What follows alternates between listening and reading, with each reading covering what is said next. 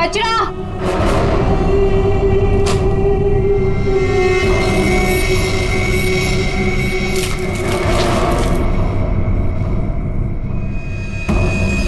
इसको सही जगह फेंकना और संभाल के देना, कोई देखे नहीं। आप चिंता मत कीजिए, मैं सब संभालूंगी।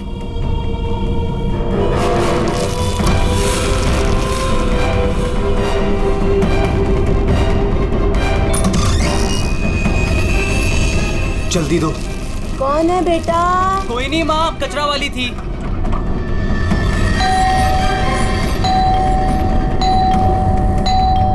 अरे कौन है? कचरा। अरे आ रही हूँ। क्या बैग खराब कर देगी? है? तू कौन है? मैडम, मैं ना नई सफाई वाली है। वो क्या है ना, सविता गांव गई है तो उसकी जगह मेरे को रखा है यहाँ पे। ये सेक्रेटरी भी ना इन्फॉर्म ही नहीं करता है और किसी को भी रख देता है काम पे। क्या मैडम, सुबह सुबह चिलम चिली करने का। लाओ, वैसे भी मेरे को 10 और घरों में जाना है। लाओ जल्दी दो। है तेवर तो देखो, जैसे ऑफिस ही जाना है तुझे। चल जा, नहीं देते डब्बा। हाँ हाँ तो मत दे। वैसे भी तेरे कचरे से कितनी बदबू आ रही है। अच्छा, परफ्यूम मार के दूं कचरा तुझे? अरे तो मैं मरी नहीं चाह रही हूँ लेने के लिए। बात तो ऐसे करी है जैसे लगता है कचरा नहीं सोना मांग लिया हो। एक मिनट, कहीं आप वही झगड़ालू औरत तो नहीं जो घड़ी घड़ी सबसे झगड़ा करते फिरते रहती है? हाँ, अरे बहुत किसे सुने हैं आपके बारे में। हाँ ए लड़की, मुझसे सवाल चला रही है तू? हाँ? औकात क्या है तेरी? क्या हुआ? सुबह सुबह ये चिल्लम चिल्ली क्या चल रही है? देखो ना मैडम, मैं ना नई सफाई वाली कचरा लेने के लिए आई थी। वो सविता ना गाँव गई है, उसकी जगह मेरे को रखा है यहाँ पर।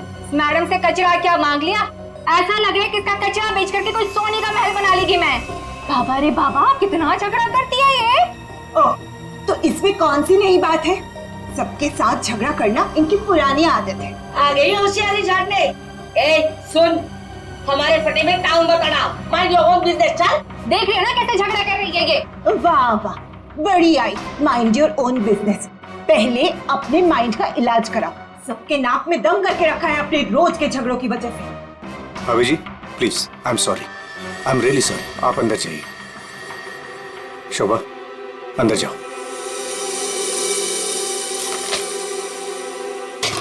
जाओ।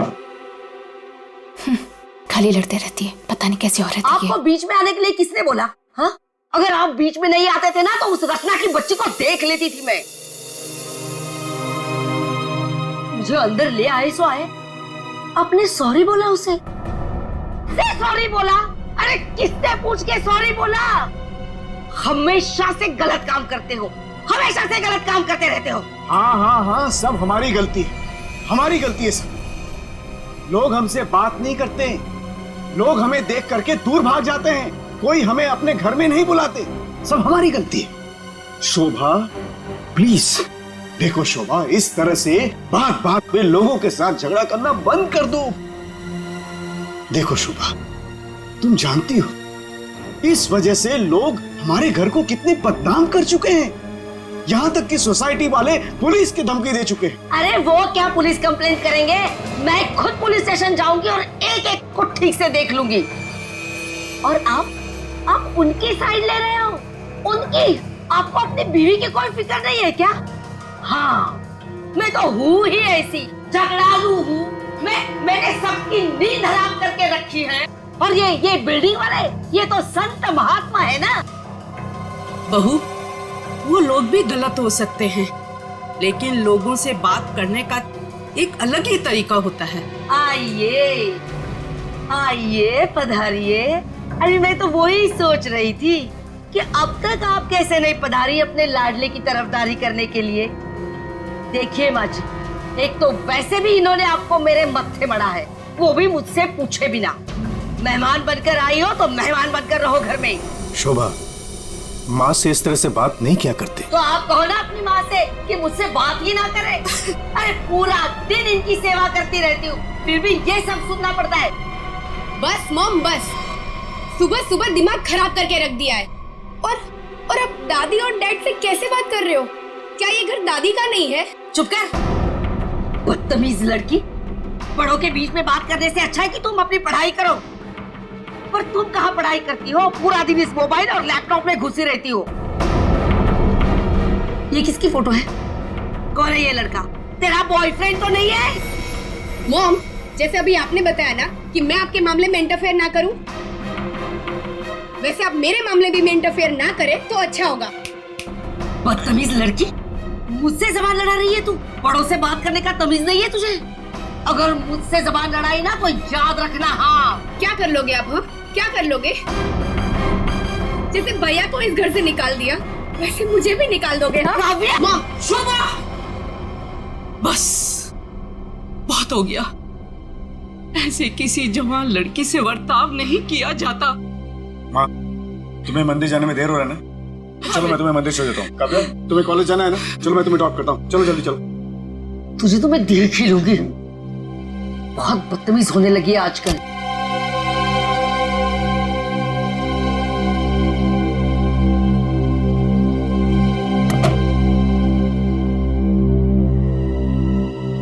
आने दो इस बुढ़िया को मंदिर से, दरवाजा ही नहीं खोलूंगी। देखती हूँ अंदर कैसे आती है।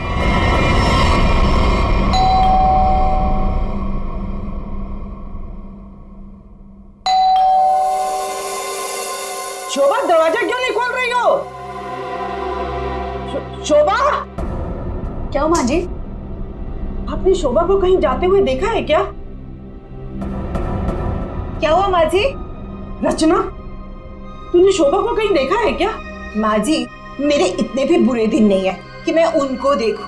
पता नहीं उसमें भी उनको कोई प्रॉब्लम हो जाए। पर हुआ क्या? शोभा दरवाजा नहीं खोल रही है। अब जरा जाके सेक्रेटरी को बुला के लाइए ना प्लीज। अभी बुलाता हूँ। शायद वो बाथरूम में नहा रही हो। इतनी देर से नहा रही है? शायद अपना पाप धो रही होगी। माँ जी, आपके पास घर की दूसरी चाबी होगी ना? नहीं है। एक मिनट माँ जी, मैं आपके बेटे मनीष को फोन करता हूँ। हटिए हटिए।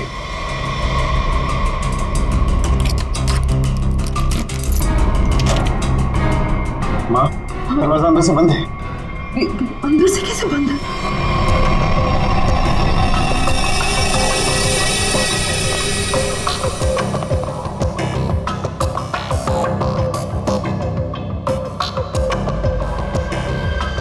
सर, घाव काफी गहरा है।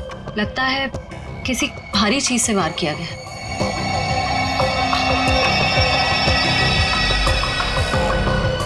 सर, हो सकता है कोई एक्सीडेंट। इनका पैर फिसला और किसी चीज से टकरा के गिर गई। हाँ, एक्सीडेंट हो सकता है। एक काम करो, घर में जितना सारा फर्नीचर है चेक करो, उसके कॉर्नर चेक करो फर्नीचर के, और फिर देखो कहीं पर नुकीली चीज है क्या, शायद उससे टकराई हो। सर,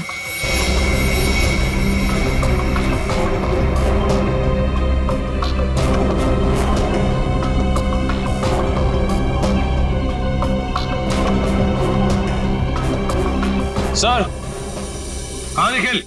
सर, टूटा हुआ बांस और सर इस पे खून भी लगा हुआ है। हाँ,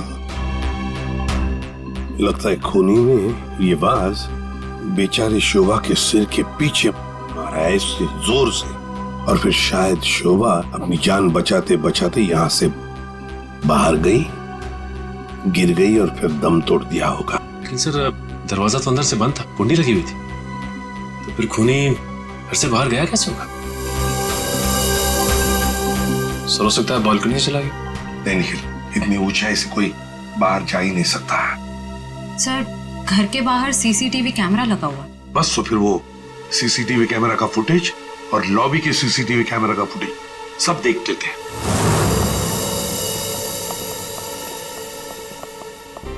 मनीष जी, आज सुबह आप, आपकी माँ और बेटी काव्या जब घर से बाहर गई तब शोभा जिंदा थी, है ना?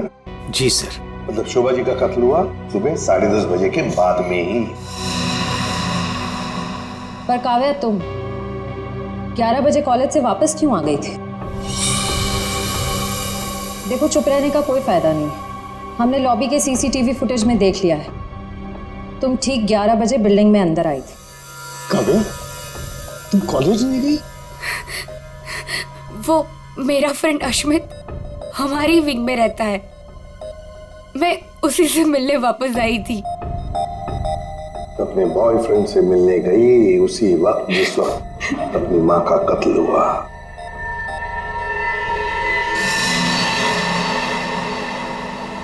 तुम कौन हो? मैं रितेश। रितेश, आपका बेटा? जी सर। पर तुम तो घर छोड़कर चले गए थे। जी वो मैं घर छोड़कर नहीं गया था, मुझे इनकी पत्नी ने घर से निकाल दिया था। मतलब तुम्हारी माँ ने? यही आदर रखते हो अपनी माँ के लिए? यही संस्कार दिया? जब तुम यहाँ रहते नहीं थे तो किस लिए आए थे यहाँ पर? जी वो मैं किशोर से मिलने आया था। सर अगर आपने सीसीटीवी फुटेज देखा होगा तो आपने देखा होगा कि मैं अपने डॉग को बाहर घुमाने लेके गया था।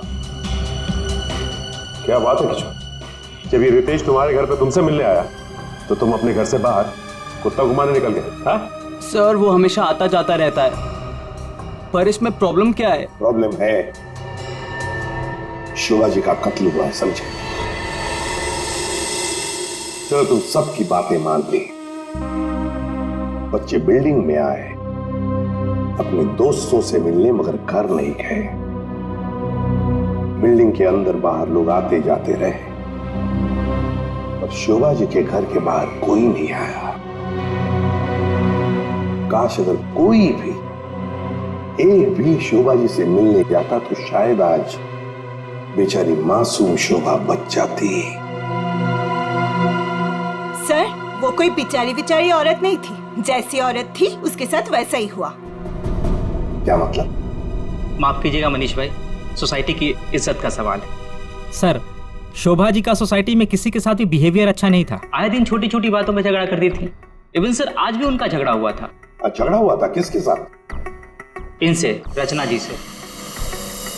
ओह सर मैं सर मैंने उसको नहीं मारा सर, मैंने तो कभी किसी मच्छर को भी नहीं मारा सर। एसीपी साहब, इन सोसाइटी के सारे लोगों को मैं जानता हूं, इनमें से ऐसा कोई नहीं है जो शोभा को इस तरह से मार सके। मगर शोभा जी का खून तो हुआ है ना, किसी ने तो किया है। अरे तारिका, ये क्या कर रही हो? ऐसा क्या कर दिया डॉक्टर साहब ने? करने दीजिए ना सर, कुछ भला करने जा रही है तो उसे टोकना ठीक नहीं है ना सर? नहीं, मैं जानता हूं अच्छी तरह से। जिस दिन मैं वहां पर लाशों की जगह लेटा हुआ होऊंगा ना, तुम लोग सबको मिठाई बांटने वाले हो, जानता हूं मैं तुम्हारे सारे इरादों के गुब्बारों को उड़ने से पहले ही फोड़ करके दम लूंगा, समझे? हमारी वजह से आप बच गए सालू के साहब, वरना तारिका ने तो आपका सर फोड़ ही दिया था। अरे मैं तो सिर्फ इनायत कर रही थी। अच्छा, सालू के साहब का सर फोड़ने का? जी नहीं, इस औरत के सर पे किस चीज से बहुत जोर से मारा गया है जिससे इसकी मौत हो गई, ये पता लगाने के लिए। देख सालुंखे, किस चीज से मारा ये तो हमें पता है, यही मर्डर वेपन है। हाँ, इस पे तो हमें इनका खून भी मिला था जो उस वक्त तक सूखा भी नहीं था। चलो, बहुत बढ़िया। हाँ? जो भी वहां पर मिला उस पर भरोसा करके आगे सीधे आना, कमाल है, बिना अपना दिमाग लड़ाया। तारिका, कई बार मैं सोचता हूँ अगर हम नहीं होते तो इन लोगों का बेचारों का होता क्या है? ये बात हमें क्राइम सीन पर मिला है। अगर इससे नहीं मारा गया तो फिर इस पर खून कहां से आ गया? क्या अपने आप छल के आ गया है? ये मैं नहीं जानता हूँ, लेकिन हाँ ये मैं जरूर जानता हूँ कि ये मर्डर वेपन नहीं। डॉक्टर साहब, आप इतने कॉन्फिडेंस के साथ कैसे कह सकते हैं? हाँ, अब आए पॉइंट पर। तो सुनो, इस औरत की मौत हुई है खोपड़ी की हड्डी टूट जाने की वजह से, और हड्डी टूटी नहीं, चकनाचूर हो गई। और ऐसा तभी हो सकता है जब जबरदस्त तरीके से इस पर वार किया गया, बहुत ज्यादा इंपैक्ट की जरूरत होती है। और इस बात से कितनी भी जोर से क्यों ना मारा गया, हड्डी इस तरह से चकनाचूर नहीं हो सकती। अगर इनका खून इस आवाज से नहीं हुआ है तो फिर किस चीज से हुआ? बहुत भारी चीज से इसके सर पे वार किया गया है। बहुत भारी चीज से? तो फिर सालुंखे, हमें वहां क्राइम सीन पर इसके अलावा और कोई भारी चीज नहीं मिली, समझे? दया, इसके पास और कोई जवाब नहीं है, हमारा टाइम बर्बाद कर रहा है। चलो। एक मिनट, मैं टाइम बर्बाद कर रहा हूँ? हाँ। मैं डॉक्टर सालुंखे तुम लोगों का टाइम बर्बाद कर रहा है? हाँ। ठीक है, तो मैं खुद वहां क्राइम स्पॉट पे जाकर के ये थ्योरी प्रूव करके दिखाऊंगा बॉस। तब पता लगेगा कौन टाइम बर्बाद कर रहा है, मैं या तुम खुद अपना टाइम बर्बाद करो। तारिका मेरे बैग, अरे बैग दो ना तुम यार, मैं बताता हूँ इन्हें कौन टाइम बर्बाद कर रहा है। Fast quick. सब अभी बता, मैं टाइम बर्बाद कर रहा हूँ। सालूं के साथ तो कोयले के इंजन की तरह धुआं उड़ाते हुए चले गए। गुस्सा हो गए क्या? हाँ, तुम्हारी वजह से। अब आएगा मजा।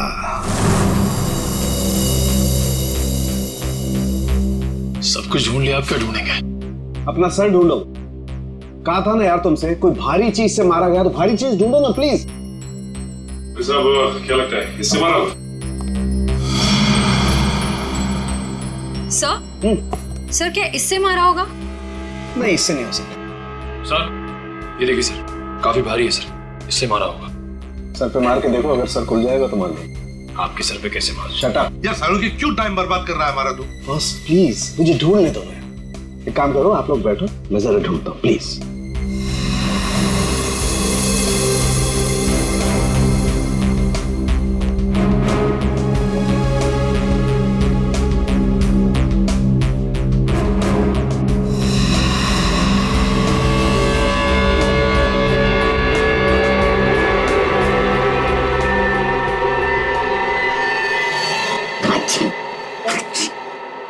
पूरी दुनिया में सर्दी फैलाएगा। ओए, अरे यार क्या हो गया? सर क्या हुआ, आप इतना ठीक क्यों रहे हैं? मसाला मसाला मसाला। हाँ सर, चारों तरफ मसाला गिरा हुआ है और यहाँ पे निशान भी है। लगता है मसाला कूटने का खलबट्टा रखा था यहाँ पे। सर बट्टा तो काफी भारी भी होता है। एक काम करो, आसपास जितने भी घर हैं, सारे के सारे घर चेक करो। श्रेया, दादी माँ को लेकर आओ।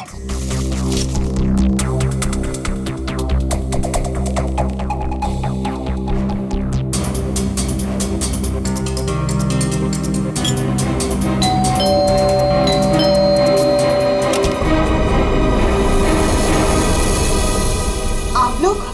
हमें आपके घर की तलाशी लेनी है। लेकिन खून तो वहां हुआ है, आपको यहाँ क्या मिलेगा? देखिए, आपकी बिल्डिंग में खून हुआ है। क्या आप चाहती हैं कि एक और खून हो जाए? प्लीज हमें अपना काम करने दीजिए। ओके, आइए।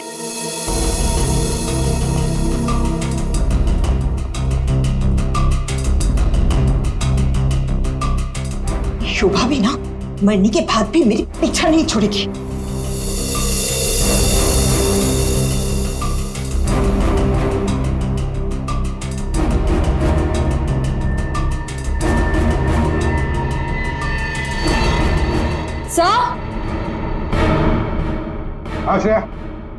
सर ये देखिए। सर ये तो हमारी है। नहीं नहीं, ये तो हमारा है। आंटी जी को कोई गलतफहमी हो रहा है। सर इसके नीचे शोभा का नाम लिखा हुआ है। शोभा? तो क्या आपने इन्हें ये दिया था? नहीं सर, आज सुबह तक तो ये हमारे पास ही था। तो फिर यहाँ कैसे? ओके, जरा चेक कर लिया।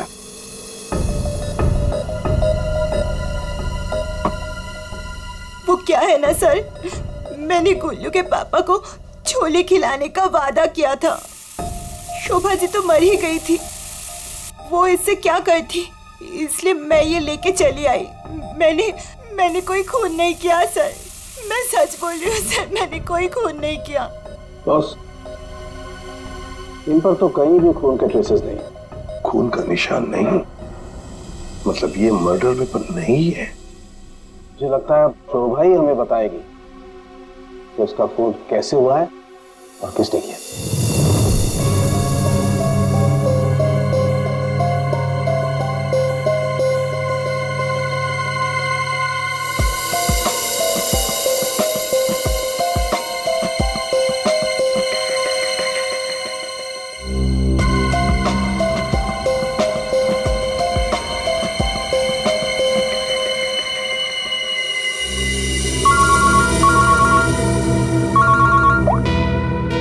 आसान के बोल। अच्छा, गेरू मिट्टी। अच्छा ठीक है सचिन, मर्डर वेपन का पता चल गया है। और वो क्या है सर? गमला। गमला? हाँ गमला। साळुंखे को शोभा के कान में गेरू मिट्टी के कुछ अंश मिले। गेरू मिट्टी जो गमले में इस्तेमाल होती है। सर हमें शोभा के घर में एक भी फ्लावर पॉट नहीं मिला है। देखते हैं।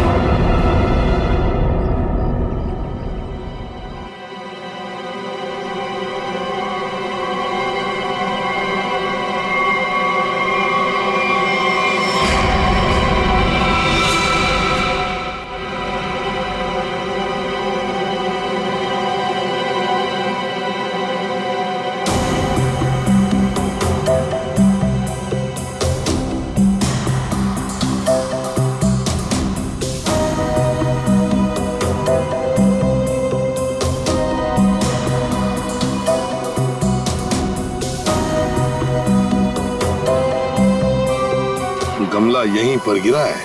पर सर गमला गया कहाँ? हो सकता है किसी ने साफ कर दिया हो ताकि कोई सुराग न बचे, लेकिन मौत हुई है इस गमले की वजह से ही। लेकिन सर ऐसा कैसे हो सकता है? घर के बाहर लगे सीसीटीवी फुटेज में तो हमने किसी को कमरे के अंदर जाते देखा नहीं। तो फिर शोभा जी के सर पे गमला मारा किसने होगा? वही तो समझ में नहीं आ रहा है सचिन कि गमला मारा किसने, और फिर इतने जोर से मारा है कि किसी इंसान की जान ही चली जाए। हाँ सर, सवाल ये भी है कि बंद कमरे से खूनी बाहर गया कैसे? जमीन चीर के या आसमान फाड़ के? जमीन चीर के तो नहीं निखिल, जमीन चीर के नहीं, आया होगा तो आसमान फाड़ के ही। 1 2 3 4 5 6 7वीं मंजिल पर शोभा जी रहती है, वो रही उसकी बालकनी, और बिल्कुल उसी के ऊपर है 8वीं मंजिल की बालकनी। चलो चलकर देखते हैं।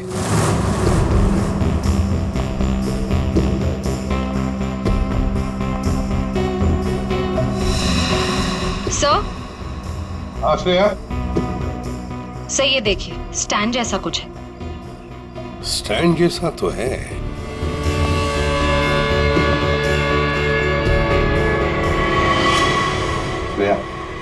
गमले का ही स्टैंड है, गमला इसी स्टैंड पर था। ये देखो, यहाँ से गमला यूं धक्का मार के नीचे फेंका गया। ये फ्लैट किसका है? सर किसी एनआरआई का है, और बिल्डिंग का सेक्रेटरी होने के नाते इसकी चाबी सिर्फ मेरे पास ही रहती है। सर क्या हाल फिलहाल में यहाँ पर कोई आया था? मुझे नहीं पता। तुम्हें पता नहीं?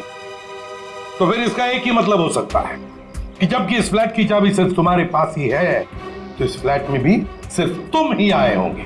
ये क्या कह रहे हैं सर?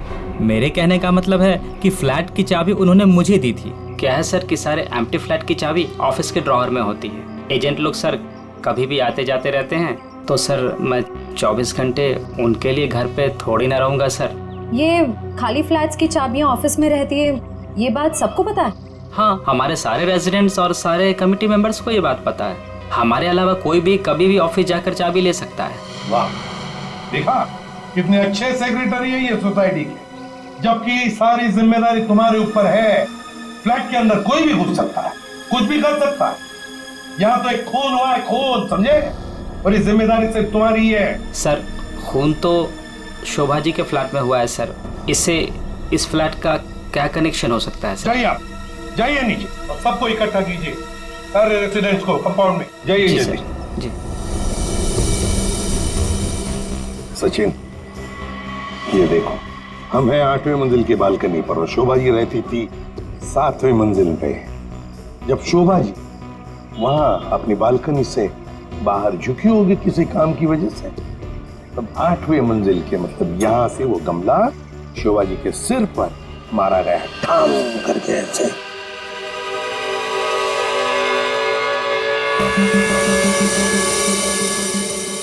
भगवान का लाख लाख शुक्र है, वरना आज तो मसाला कूटने के चक्कर में मेरी कुटाई हो जाती उन सीआईडी वालों के हाथों। इसीलिए छोले को मारो गोली, ये लौकी खिला दूंगी गुल्लू के पापा को। ओह गॉड!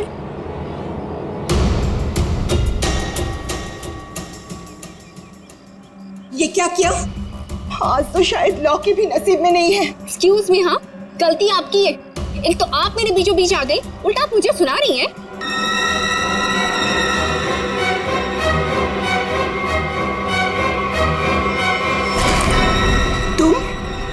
तुमको तो मैंने कहीं देखा है। देखिए, आपका जो कुछ भी नुकसान हुआ है उसके लिए आई एम सॉरी। मैं थोड़ी जल्दी में हूँ। रुक रुक, तुम वही सफाई करने वाली हो ना?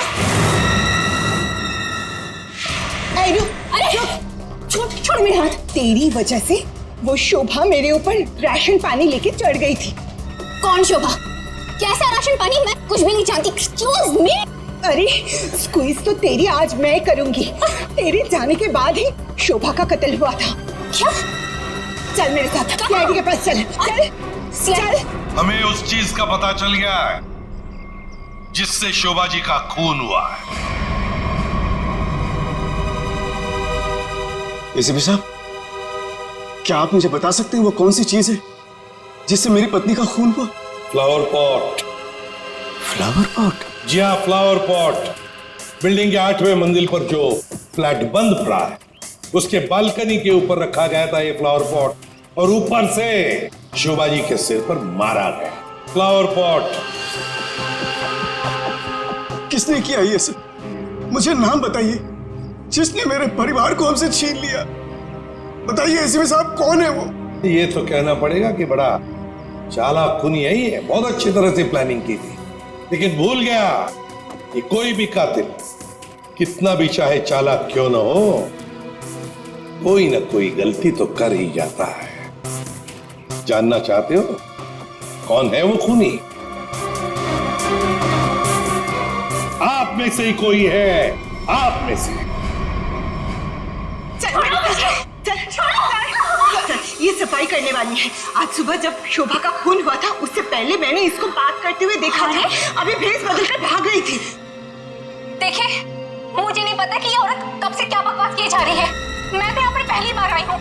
मेरा हाथ छोड़ो ना। मैं सच बोल रही हूँ, मैंने इससे झगड़ा करते हुए देखा था। मुझे तो लगता है यही खूनी है सर। क्या बकवास की जा रही हो तुम? हम पता लगा लेंगे। जरा देखिए इस लड़की को और बताइए, क्या आप में से किसी ने इसको देखा है आज सुबह? हाँ सर, मैंने देखा इस लड़की को। सर, ये वही लड़की है जो आज सुबह में शोभा जी के साथ लड़ रही थी। रुक, कहाँ भाग रही है?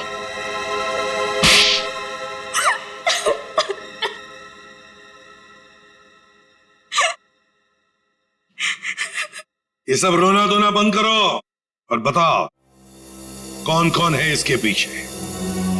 तुम्हारे अकेली का काम नहीं है ये। बताओ जल्दी। कौन कौन मिला हुआ है तुम्हारे साथ इस काम में? हाँ? क्यों खून किया शोभा का? खून? नहीं सर, मैंने कोई खून नहीं किया। मुझे कुछ नहीं पता, मैं सच कह रही हूँ। जमाना बड़ा बदल गया है सर। इतनी महंगी घड़ी और ब्रांडेड चप्पलें पहन के घूम रही है। यहाँ तो सीआईडी में ईमानदारी से काम करने के बाद पिछले 5 साल में ये वाले जूते पहन पाया हूं मैं। हाँ, सच कह रहे हो फ्रेडी। लेकिन ये है ना, मुखौटा पहनी है सफाई कामगार का, है तो कोई और ही। पूर्वी, ऐसा नहीं बताइए। हाँ, बोल नहीं। प्लीज मैम, मुझे मत मारिए। मैं बताती हूँ, मैं सब सच बताती हूँ। दरअसल मेरे पास एक फोन कॉल आया था। कौन लोग थे मुझे नहीं पता, लेकिन वो लोग शोभा से बदला लेना चाहते थे।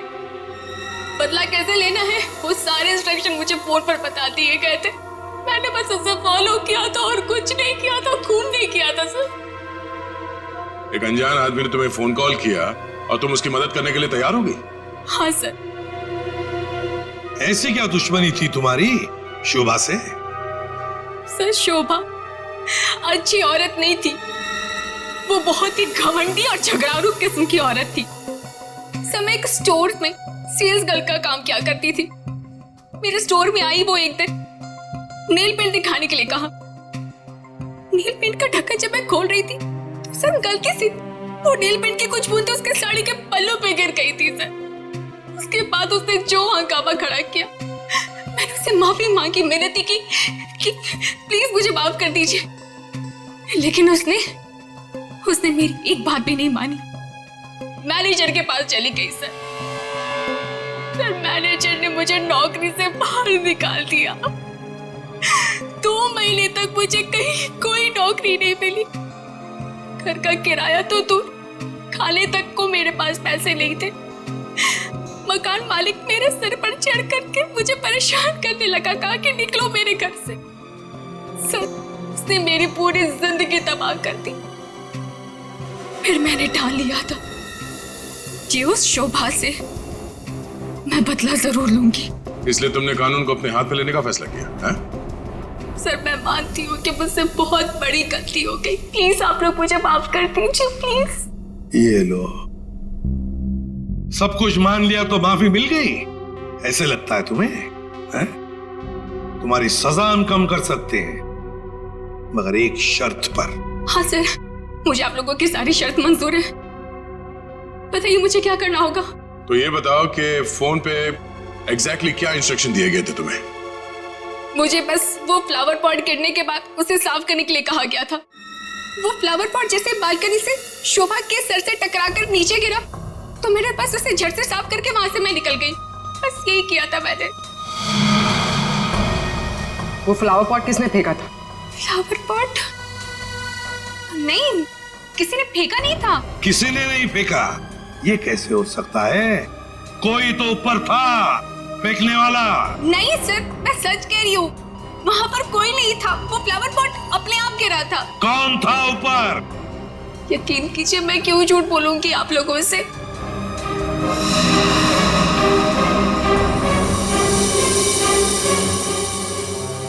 निखिल, पता लगा किसका फोन आया था शीला को इंस्ट्रक्शंस देने के लिए? सब टूटे हुए फ्लावर पॉट के टुकड़े अच्छी तरह से देखो।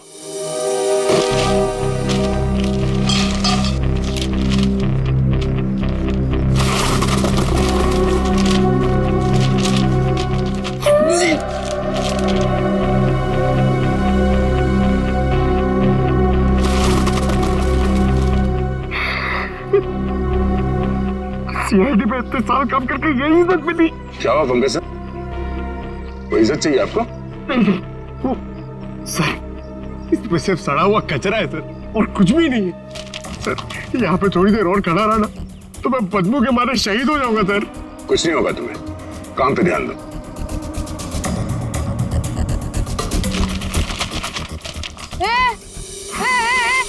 ये क्या कर रहे हो?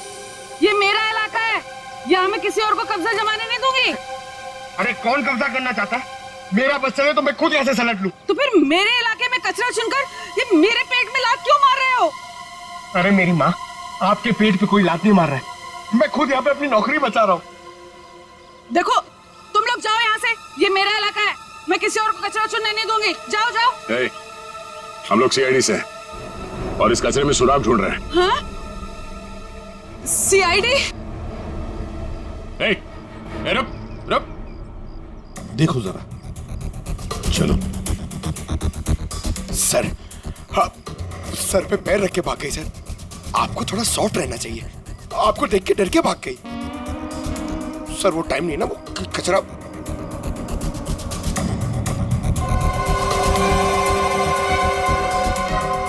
सर, हाँ? ये देखिए, ये कुछ गमले के टुकड़े मिले हैं।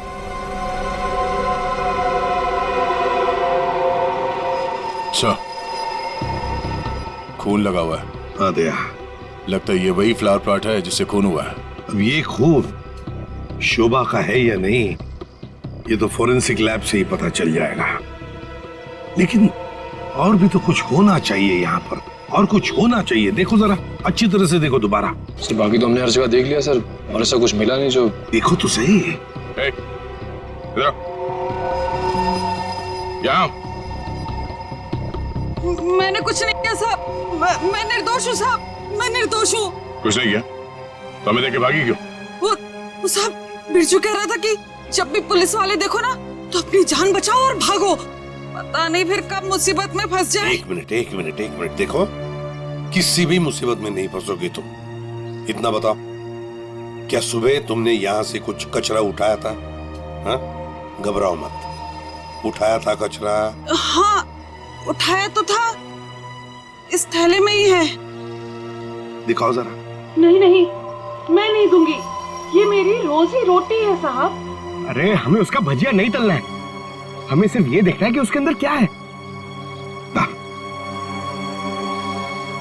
इधर दो।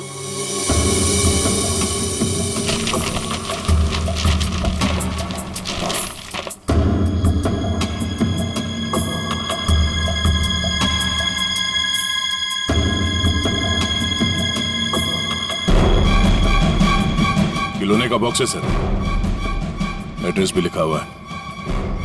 ओह, तो ये है खूनी।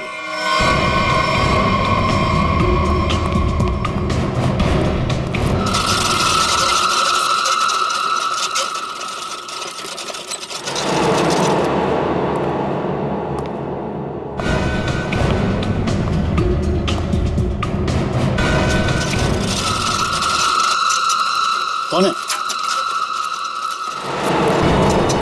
कौन है? अरे कौन है यहाँ? सामने आओ। कौन है?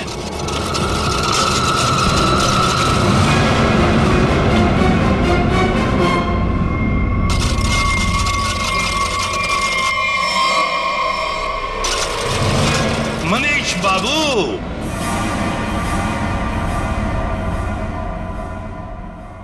हाँ, खिलौनों के साथ बहुत खेल खेल लिए, अब ये तुम्हारा खेल खेलना खत्म।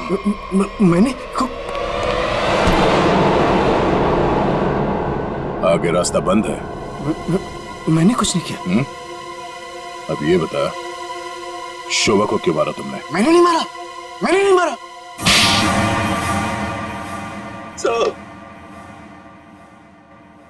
शोभा एक झगड़ालू औरत थी साहब, झगड़ालू औरत। हमेशा गालियां देती थी साहब, हर छोटी मोटी बात पे चिल्लाती थी, भद्दी भद्दी गालियां देती थी। आतंक था साहब उसका एक। हम सबको वो मेंटली टॉर्चर दे रही थी साहब, लेकिन फिर भी हम सबने सहा, हर बात को सहा साहब। जब तक ये बात घर के चार दीवारी तक थी तब तक तो ठीक था, लेकिन धीरे धीरे ये बात साहब घर के चार दीवारी से बाहर निकल के मोहल्ले तक फैल गया। आए दिन लोग पड़ोसी हमारे पास आते थे कंप्लेन लेकर के, शोभा ने किसी का झगड़ा किया, मारपीट किया। तंग आ चुके थे साहब, हम लोग तंग आ चुके थे। फिर भी हमने शोभा को समझाने की कोशिश की, मगर वो नहीं समझती थी, नहीं समझती थी साहब। हमने तो थक के छोड़ दिया था ये सोचना कि उसे समझाना रोकना हमारे लिए मुमकिन ही नहीं है साहब। बस सिर्फ इसी वजह से तुम लोगों ने उसकी जान ले ली? तो और क्या करता, और क्या करता साहब, बताइए आप मुझे। सोसाइटी वालों ने उसे तंग आकर के हमें नोटिस दिया घर खाली करने के लिए। अगर हम घर खाली नहीं करते इस सूरत में वो हमें पुलिस की धमकी दी। अगर ऐसा था तो डिवोर्स दे देते उसे मारने की क्या जरूरत थी? उसकी भी कोशिश की थी साहब, की थी मैंने, मगर उसने मुझे धमकी दी थी कि अगर मैंने उसे डिवोर्स दिया तो वो मुझे कोर्ट में घसीट के ले जाएगी। मेरे ऊपर डोमेस्टिक वायलेंस का इल्जाम लगाकर वो मेरे ऊपर केस करने वाली थी साहब। मैं मजबूर था, कुछ नहीं कर पाया साहब। रितेश, शोभा तो तुम्हारी माँ थी ना? सर, माँ का प्यार इस दुनिया में सबसे बड़ा प्यार होता है सर, पर वो तो सिर्फ अपने आप से प्यार करती थी सर। उसकी जरूरतें, उसका घमंड सिर्फ उसके लिए ही था सर। इस वजह से जब उसे मेरे और मेरी गर्लफ्रेंड वानी के बारे में पता चला तो उसने इंसल्ट करके मुझे घर से बाहर निकाल दिया सर। और इसलिए जिस माँ ने तुम्हें जन्म दिया उसे ही मौत की नींद सुला दी तुमने, सिर्फ अपने खुशियों के लिए। हा? एक दिन रितेश मेरे पास आया एक सुझाव लेकर। उसने कहा कि पापा, अगर हमारी जिंदगी में शांति और चैन चाहिए तो शोभा की जिंदगी खत्म करनी होगी। और इसके लिए तुमने अपने पड़ोसी किशोर और नवीन की मदद ली, जो शोभा के दुश्मन थे उसके बर्ताव की वजह से। हाँ? सिर्फ इनको ही नहीं रहा, इन्होंने बाकी सारे लोगों से भी कांटेक्ट किया जिनका कोई न कोई झगड़ा था शोभा के साथ। उन सबको अपने प्लान में शामिल कर लिया, शोभा को मारने के प्लान में। शीला के बारे में तुम्हें कैसे पता चला? काव्या ने मुझे बताया। उसने शीला और शोभा के झगड़े के बारे में, क्योंकि काव्या शोभा के साथ ही स्टोर में गई थी। तो तुम्हारे इस प्लान को अंजाम देने के लिए कोई बाहर वाला चाहिए था, और ये शीला इस काम के लिए एकदम परफेक्ट थी। और इसे शोभा से बदला लेना था, इसलिए ये भी मान गई। हाँ? वैसे सारी प्लानिंग की कैसे तुम लोगों ने, बताओ जरा। नवीन ने ऑनलाइन पर ट्रॉली बुक की थी। डिलीवरी होने के बाद वो ट्रॉली और रिमोट वाणी को दिया था। वाणी पेशे से इंजीनियर है साहब। वो ट्रॉली और गमले को किस तरह से रखना है इसकी प्लानिंग उसने नहीं की थी। और फिर वो ट्रॉली और रिमोट लाके किशोर को दे दिया। और फिर काव्या और रितेश ने मिलकर वो गमले और ट्रॉली को ऊपर बैल्कनी में सेट कर दिया। तुम्हें कैसे पता चला कि ये शोभा बालकनी में किस वक्त आने वाली, कितने बजे? साहब, हर रोज सुबह 10 बजे एक भाजी वाला ठेला लेकर के हमारे बिल्डिंग के नीचे आता है, और शोभा उस पर बैल्कनी में खड़े होकर के खड़ी खोटी सुनाती थी साहब, चिल्लाती थी, झगड़ती थी उससे। बस मुझे उसी मौके का इंतजार था।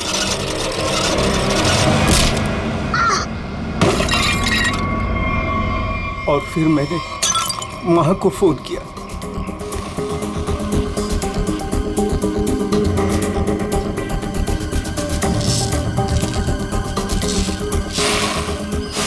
कभी एक बार भी नहीं सोचा कि शोभा के ऐसे स्वभाव के पीछे कोई वजह हो, कोई कारण हो सकता है उसे कोई दिमागी बीमारी हो जिसका इलाज हो सके। नहीं सोचा, तुम सब ने सिर्फ अपने ही बारे में सोचा, तंग आ गए उसके स्वभाव से, इलाज नहीं किया उसका, बस जान ले ली उसकी। कानून तुम सबको कड़ी से कड़ी सजा देगा।